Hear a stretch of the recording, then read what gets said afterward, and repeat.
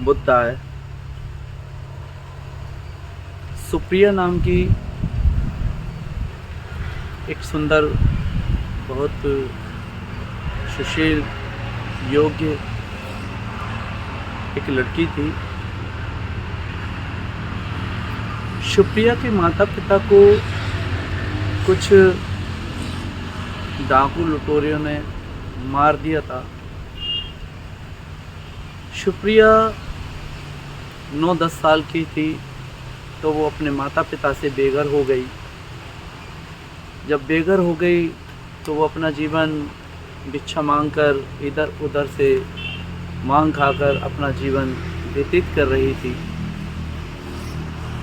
धीरे धीरे वो बड़ी हो गई। तब उसे सुप्रिया को कोई शादी करना नहीं चाहता था क्योंकि वो भिक्षा मांग के खाती थी। सुप्रिया से कोई प्रेम करना नहीं चाहता था। सुप्रिया से एक तरीके से वो घृणा सब लोग करना चाहते थे। सुप्रिया इतनी तंग आ गई, इतनी परेशान हो गई, अब सोचने लगी कि मेरी ये दुनिया बहुत अधूरी है। सुप्रिया हताशा, निराश हो गई और वो अपने जीवन को समाप्त करने के लिए बारंबार सोचती रहती है। तो एक दिन सुप्रिया ने मन बनाया, क्यों ना हो मैं अपना जीवन समाप्त कर देती हूँ और मैं इस संसार को छोड़ के चली जाती हूँ। सुप्रिया एक नदी के किनारे जाती है और नदी के किनारे वो छलांग लगा देती है। छलांग लगा देती है तो सुप्रिया तैरना जानती नहीं थी, तो वो पानी के किनारे किसी तरीके से वो आ जाती है। तब कुछ बिच्छू उधर से निकल के जाते हैं और देखते हैं कि पानी में एक तरुण युवती पड़ी है। तो कुछ बिच्छू तो आनाकानी करने लगे, उसको निकाल नहीं रहे थे, लेकिन कुछ एक तरुण युवा बिच्छू ने सोचा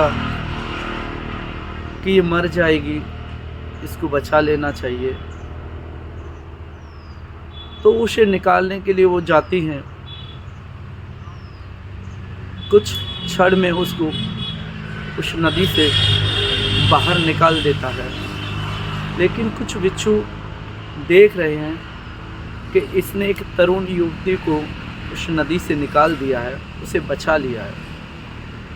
लेकिन कुछ बिच्छू बुजुर्ग थे, वो ईर्ष्या रखने लगे कि इसने इस सुप्रिया नाम की तरुण स्त्री को छुआ है, इससे धर्म भ्रष्ट हो गया है, इसने बहुत गलत किया है, इसने अधर्म किया है, इसने अपाप कमा लिया है।